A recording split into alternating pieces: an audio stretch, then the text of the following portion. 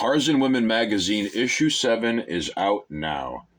I'm going to be reading something by Jonah Quest titled Romantic Fantasies of Famous Male Authors If They Were Postmen Instead of Famous Male Authors. Ernest Hemingway. I scream at mother. 4 houses down can hear. She looks distant in the door still and cannot fathom my furor. I begin carrying letters to the other homes and think of fishing. Thoughts of fishing calm me. After work, I order bourbon and sit. Janine, I yell. Janine, please. I have $6,500. Come to Florida with me. Closing time, and I slam whiskey, waiting for Janine, the bartender. Florida is hot, and the liquor is cool. We idle beachside many evenings, sipping highballs with plastic straws. Sunrise is grand.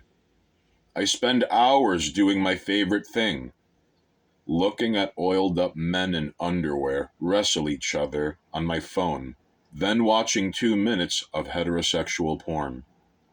Janine is still asleep. It's the happiest I've ever been. Dostoevsky. My life is anguish weighed down by the frivolous letters of others.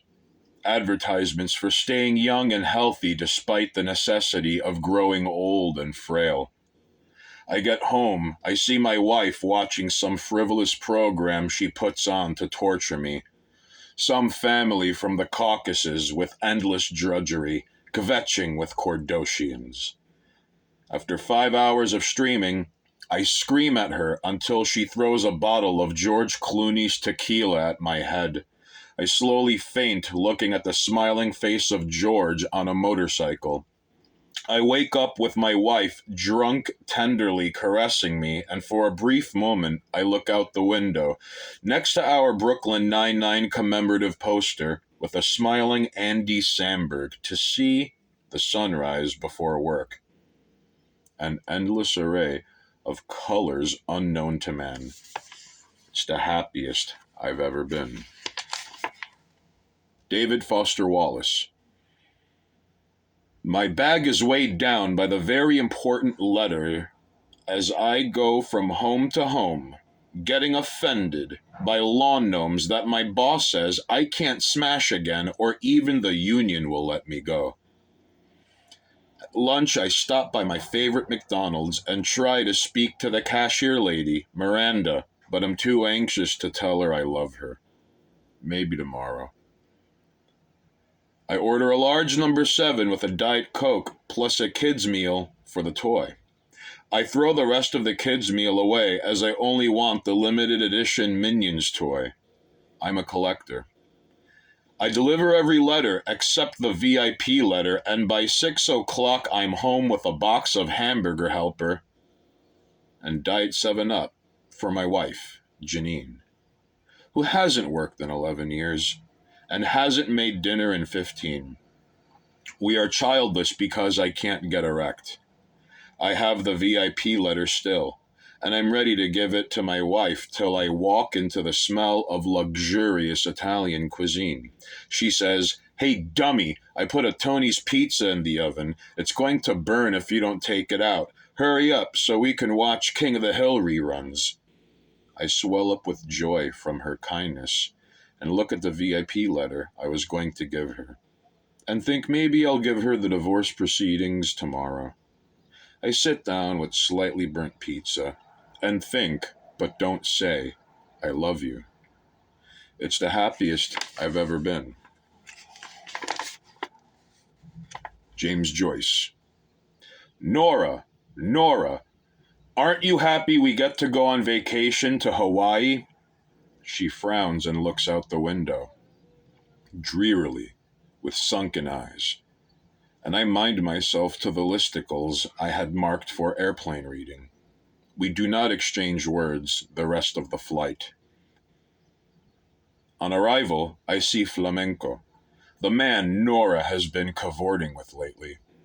Flamenco, what are you doing here? Oh, Nora and I plan to go to the spa and get some relaxation. Nora: I figured you just want to get drunk, so I brought along a friend. She was right. I did want to get drunk.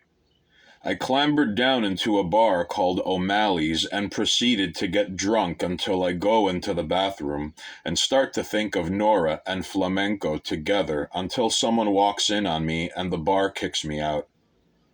I am banned forever from O'Malley's for masturbating. I come back to the hotel and I see Nora alone in bed. I begin to speak until Nora says, "Shut up and come to bed."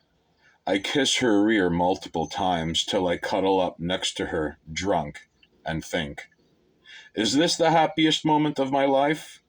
Yes, I said. Yes, I will. Bret Easton Ellis. While delivering letters, I start to get really angry with the homeless man I see that asks me for money. But then I remember that I'm a regular working class postman and all of us are God's children. So I give the homeless man money and feel better about life. I hope he gets help. It's a hard day's work delivering mail in Beverly Hills, a neighborhood I'll never afford. But I'm satisfied and don't feel the need to ever go on Twitter and yell at people. I come home to a wonderful meal prepared by my husband, who is a substitute school teacher. We are one of the first gay couples married in California. Progressive legislation really works.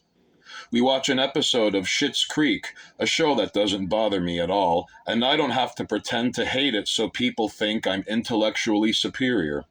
John and I make passionate, wonderful love, just like any other night. It's the happiest I've ever been.